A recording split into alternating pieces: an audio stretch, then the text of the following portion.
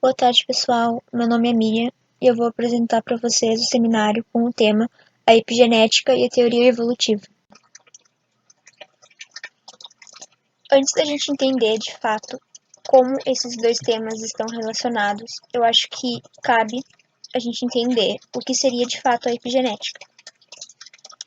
De uma forma conceitual, então, a epigenética é definida como o conjunto de características herdáveis que não são definidas apenas pela sequência genética. A gente já aprendeu, então, que as nossas características, elas são definidas pelas sequências que estão contidas nos nossos genes. Porém, de acordo com a epigenética, então, essas características, elas não só dependem das informações contidas nos genes, mas também de outras características, como, por exemplo, o meio em que o indivíduo está adaptado. Além disso, a genética, então, nos diz que essas sequências de bases que definem as nossas características, elas só são alteradas a partir de um evento de mutação, ou seja, novas características só vão surgir a partir do momento em que o indivíduo se reproduzir e se ocorrer algum processo de mutação.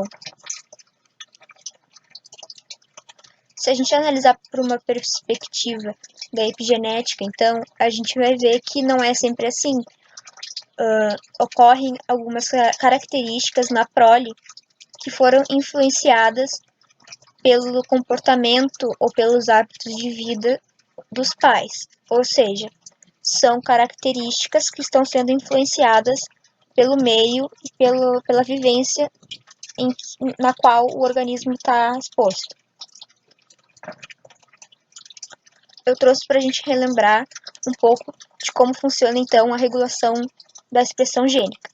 E daí eu trouxe como exemplo os fatores de iniciação. O que são esses fatores de iniciação, então? São grupos de proteínas muito específicas que elas se ligam às sequências do DNA. E quando elas se ligam a essas sequências, elas sinalizam para que a RNA polimerase consiga se ligar ao gene de interesse e fazer a leitura desse gene. Como que acontece? Aqui na figura está explicando bem isso. A gente tem uma fita de DNA e aqui a gente tem uma sequência específica que vai ser lida por esse ativador, que é uma proteína. Quando esse ativador consegue fazer o acesso a essa sequência, ele vai facilitar para que a RNA polimerase se ligue logo em seguida na região de interesse de transcrição. E o contrário também acontece. A gente tem repressores, que são proteínas que vão se ligar a sequências também específicas do DNA, que em vez deles facilitarem a ação da RNA polimerase, eles vão inibir essa funcionalidade e não vai ter a expressão desse local. Então, eu trouxe também alguns mediadores epigenéticos que seriam reguladores da expressão, assim como a gente viu no slide anterior. Só que esses moduladores, eles são influenciados, então, de maneira epigenética. Primeiro eu trouxe as ilhas de citosina e de guanina, que elas são sequências de citosina e de guanina consecutivas localizadas no DNA, que quando acontece alguma alteração nessas bases, a gente vai ver mais para frente que a transcrição ela é interferida, ela sofre uma interferência. Eu trouxe também a modificação de histonas como um exemplo. As histonas, elas são as proteínas que auxiliam na compactação e na abertura do DNA. Como que acontece? Elas estão sempre em associação com o DNA, isso não muda muito. O que acontece é que, conforme essas histonas se aproximam umas das outras, o DNA ele é compactado. Quando elas estão mais distantes, o DNA ele é liberado, assim, digamos. Ele é descompactado. O que acontece, então, de maneira epigenética, é que ocorre uma acetilação na cauda dessas estonas, que seria uma adição de um grupo acetil nos aminoácidos terminais dessas estonas. Como mostra aqui na imagem, dá para ver que quando ocorre então a adição desse acetil à estona, ocorre uma compactação do DNA, porque as estonas elas vão aumentar a afinidade entre si e vai fazer com que o DNA seja compactado e a expressão daquele local seja cessada. Outro exemplo, então, seria a metilação, que é o acréscimo de um grupo metil nas citosinas justamente das ilhas de citosina e guanina. A metilação, então, ela vai impedir justamente a criação do complexo de transcrição, que é o que a gente viu lá no começo, que seria o reconhecimento daquelas proteínas de uma sequência e a sinalização para que a RNA polimerase leia aquele gene. Isso não vai ocorrer. Além disso,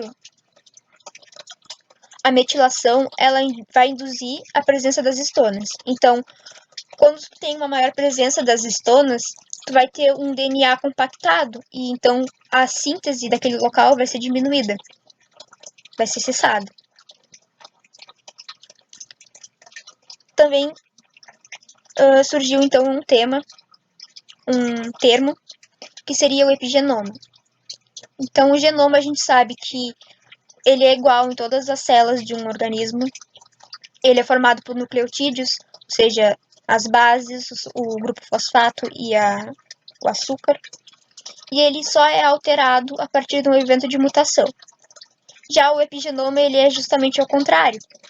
Ele varia de uma célula para outra do indivíduo. Ele pode variar de uma célula para outra célula. Ele tem um conjunto específico de moduladores que eles agem sobre a expressão gênica, e além disso, ele é influenciado pelas características e condições ambientais, ou seja, pelas histórias de vida do indivíduo, pelo clima, até pelo alimento que o indivíduo está acostumado a comer, a cultura. Como exemplo, então, eu trouxe um experimento que foi realizado com ratos. Então, os autores eles trabalharam com dois grupos. Um grupo ele foi tratado com cuidado parental da mãe e o outro grupo não recebeu esse cuidado. Os autores então queriam ver qual seria a relação do cuidado da mãe com a produção da adrenocorticotrofina, que seria um hormônio relacionado ao estresse. Então, eles trataram esses dois grupos, um com cuidado parental e o outro sem o cuidado parental. No grupo com o cuidado parental, eles viram, então, que aconteceu a inibição da metilação dos genes que estão relacionados à produção de glicocorticoides. Esses glicocorticoides, eles influenciam na produção ou não desse hormônio relacionado ao estresse, que seria o hormônio de interesse do estudo. Então, eles viram que não ocorreu, então, a produção desse glicocorticoide que modula a produção do hormônio do estresse. Ou seja, com o cuidado parental da mãe, os filhotes tiveram uma baixa na síntese do hormônio do estresse.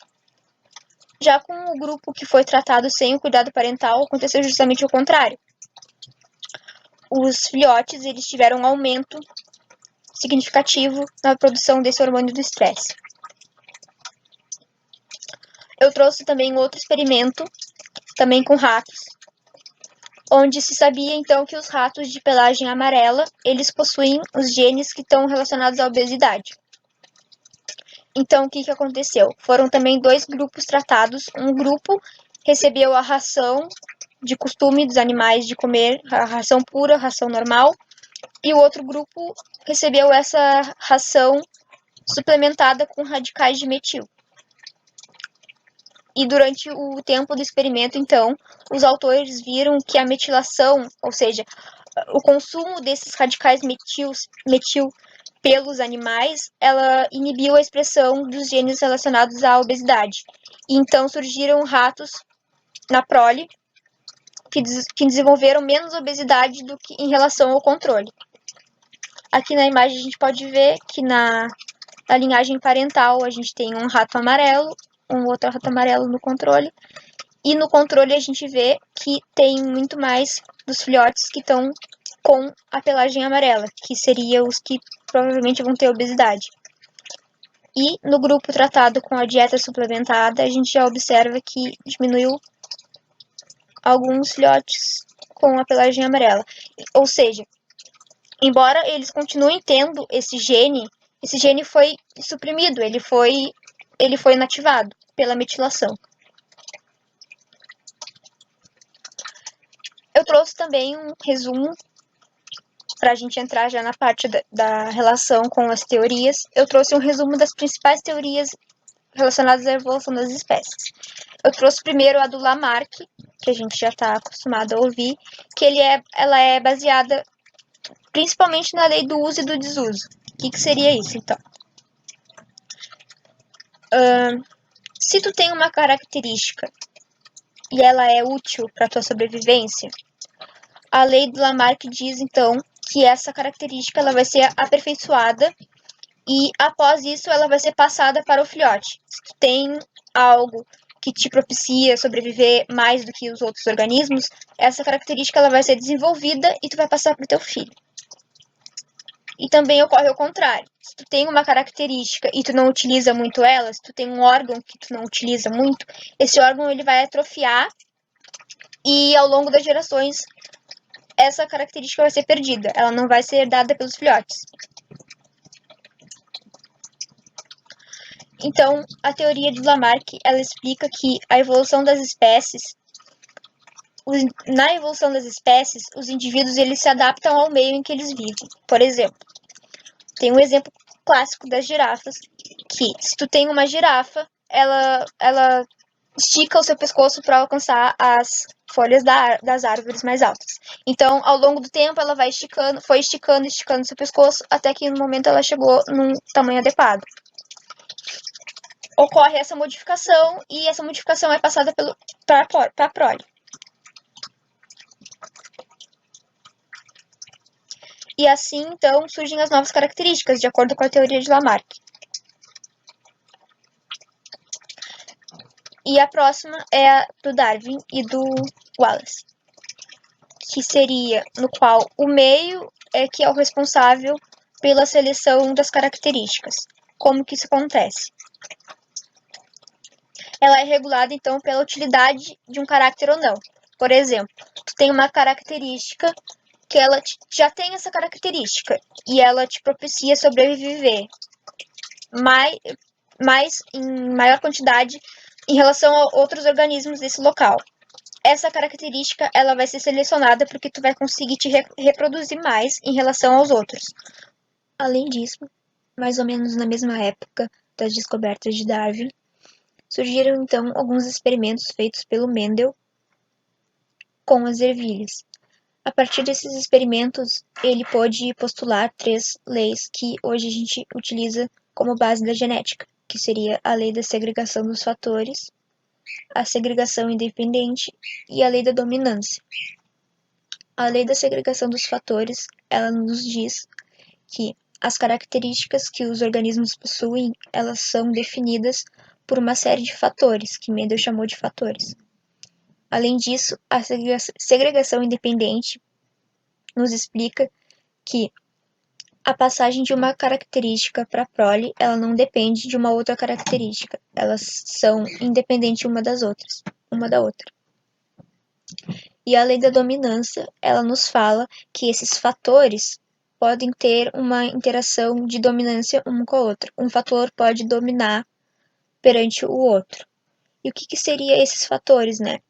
Na época, Mendel não sabia, porque naquela época não existia biologia molecular, não existia equipamentos para isso, mas o que ele chamou de fatores a gente conhece hoje como os genes. Com todas essas ideias, as ideias de Darwin, as ideias de Lamarck e as ideias de Mendel, surgiu então o neodarwinismo, que seria então a utilização das ideias de Darwin em conjunto com as leis de Mendel para explicar como que essas características são passadas para a prole. Eu coloquei aqui só como maneira de mostrar mesmo a teoria que a gente utiliza hoje para explicar a evolução e o surgimento de novas espécies, que seria a evolução das espécies de Darwin. Ela nos diz, então, que as novas características surgem por mutação, que a seleção das características é feita pelo ambiente, que a variedade dos caracteres é determinada apenas pelas sequências contidas nos genes. Porém, quando a gente analisa, como eu já falei, de maneira epigenética, a gente vê que não é bem assim. A gente vê as histórias de vidas criando novos comportamentos que são herdáveis, a gente vê comportamentos que são criados pelo meio sendo passados para a prole, mesmo que isso não altere diretamente a sequência que está contida no DNA desses organismos. Então, com isso, nos leva a pensar, a gente tem características sendo influenciadas pelo meio. A gente pode pensar, isso seria então uma coisa que Lamarck quis dizer, por assim dizer, porque a teoria de Lamarck, ela nos diz que é possível tu herdar uma característica que tu obteve a partir da influência do meio. E com a análise epigenética a gente vê que o ambiente ele não age só como um filtro dessas características, ele age diretamente influenciando na modificação desses caracteres. E com isso a gente tem então a abertura para a revisão da teoria evolutiva, né? Que isso vai abrir para que a gente tenha uma nova interpretação sobre a evolução das espécies e do surgimento das espécies também.